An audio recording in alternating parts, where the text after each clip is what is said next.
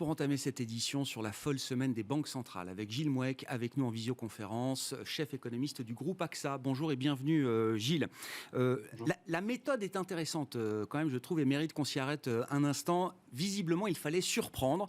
En tout cas, c'était le mot d'ordre pour pas mal de banques centrales cette semaine, à commencer par la première d'entre elles, la Réserve fédérale américaine. Une surprise qui a été organisée en dernière minute avec cette hausse de 75 points de base qui a été délivrée donc ce mercredi. Contrairement à la parole qui avait été donnée précédemment, à savoir 2 hausses de 50 points de base pour ce meeting de juin et pour le suivant du mois de juillet. Est-ce qu'il était nécessaire de surprendre, Gilles, à ce stade, et pourquoi ?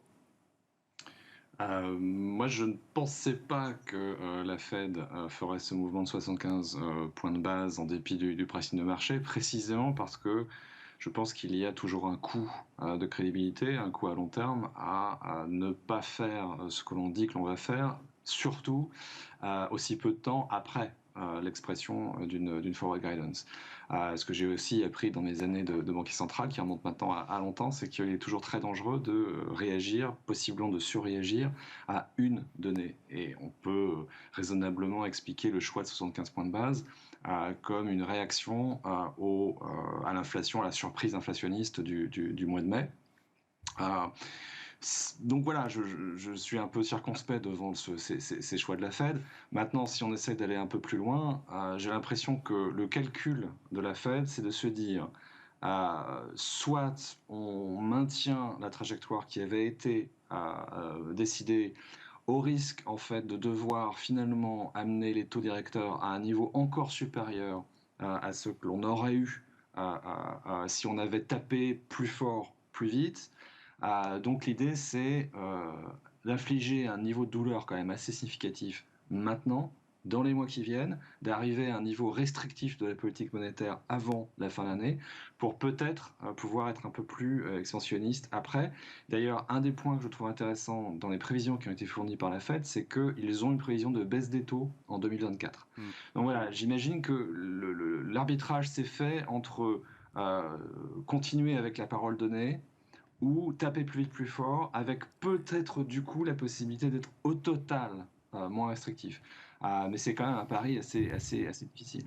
Et donc, sur le plan macro, en termes de perspective, l'idée plus de savoir si on peut faire atterrir en douceur l'économie américaine, l'idée de savoir quelle va être la magnitude de la récession. Je sais que le mot est un peu interdit et que c'est un mot que personne n'aime prononcer, Gilles, mais ce débat macro, il s'est un peu décalé à la baisse, d'une certaine manière ?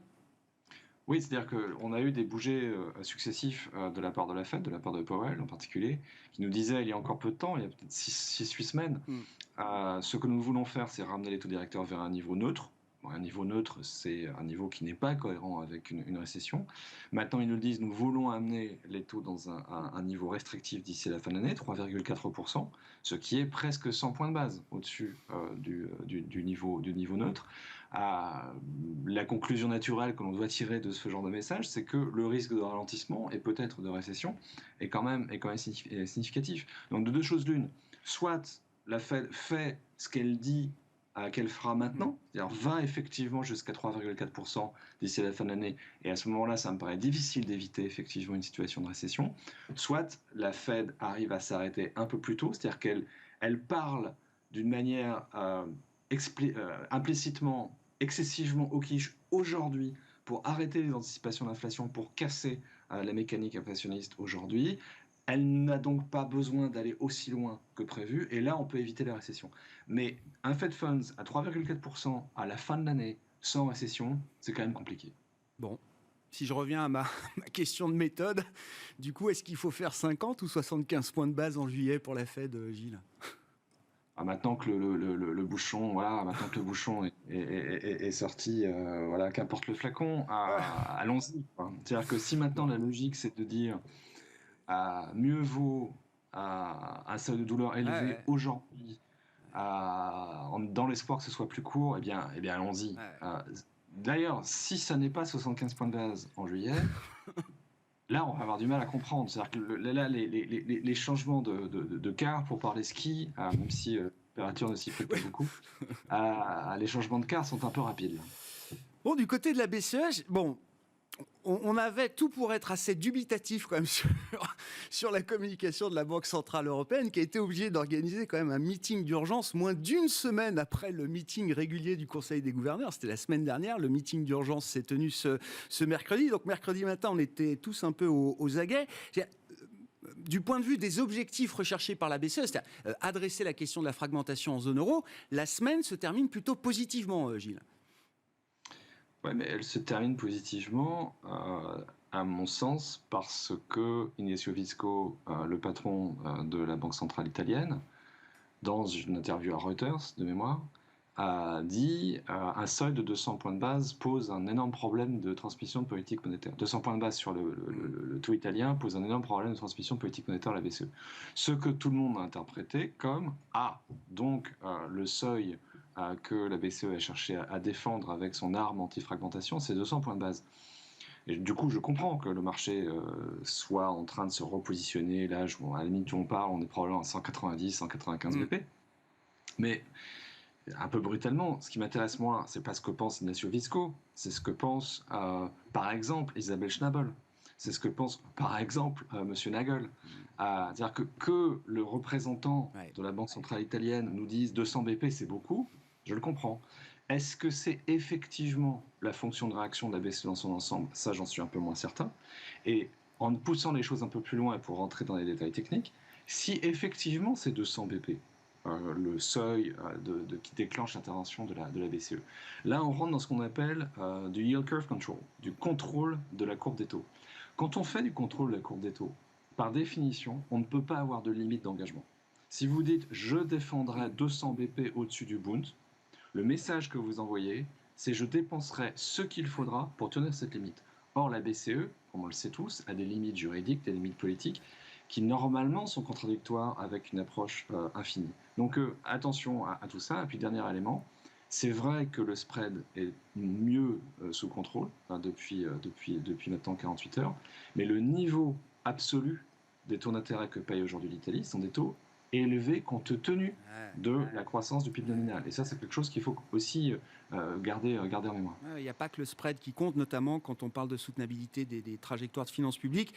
Les détails du programme anti-fragmentation vont être importants. Ils seront sans doute apportés à l'occasion du prochain meeting le 21 juillet. Gilles, je comprends que la BCE pourrait se donner les moyens d'acheter, par exemple, de la dette italienne en cas de stress sévère.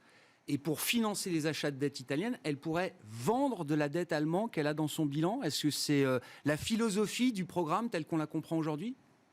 Oui, et c'est là où ça devient quand même très compliqué, là. Parce que tout le monde est d'accord pour aider l'Italie. On est sans doute moins d'accord collectivement pour que cette aide à l'Italie se traduise par un choc sur l'obligataire de son propre pays. Donc c'est pour ça que je trouve le marché un tout petit peu optimiste là depuis 48 heures, parce que j'ai l'impression qu'il y a quand même une sous-estimation des difficultés techniques et politiques à se mettre d'accord sur ce fameux instrument anti-fragmentation. Bon. On a d'autres solutions pour stériliser les achats qui ne sont pas non plus des solutions simples. Mais si on veut stériliser, on peut reprendre de la liquidité via des reverse repos, des prises en tension inversées. Mais pour faire cela, on n'attrape pas les pigeons avec du sel et il faudrait rendre cette opération très attractive pour les banques en particulier. Donc c'est compliqué à organiser techniquement. Mais voyons où ils en sont le 21 juillet, mais c'est moins simple que ce que je pense. Qu'en première intention, que ce que le marché a perçu en première intention cette semaine. Bon, une fois qu'on a dit ça, Gilles, je suis désolé, mais je termine et je ne veux pas passer sous couvert ce qui me semble être quand même la véritable information de la semaine, notamment pour la BCE face à l'inflation essentiellement énergétique importée en zone euro. C'est que Vladimir Poutine est en train de couper le gaz à l'Allemagne, à l'Italie et à la France. Oui, le squeeze est important. Là, je regardais ça à la minute. On est sur un contrat, les fameux contrats TTF néerlandais, sur le gaz naturel à 1 mois. On est passé à $123. On était redescendu à 80. Donc on n'est pas exactement au pic que l'on avait atteint lors des premiers jours de l'intervention russe, de l'attaque russe sur l'Ukraine. mais on est dans des territoires qui sont effectivement problématiques. On n'a pas de souci de pénurie à très court terme parce que ça intervient alors que les stocks ont été en partie seulement reconstitués. On est à peu près à 40-45% de taux de stockage. On arrive à l'été, il fait plutôt chaud.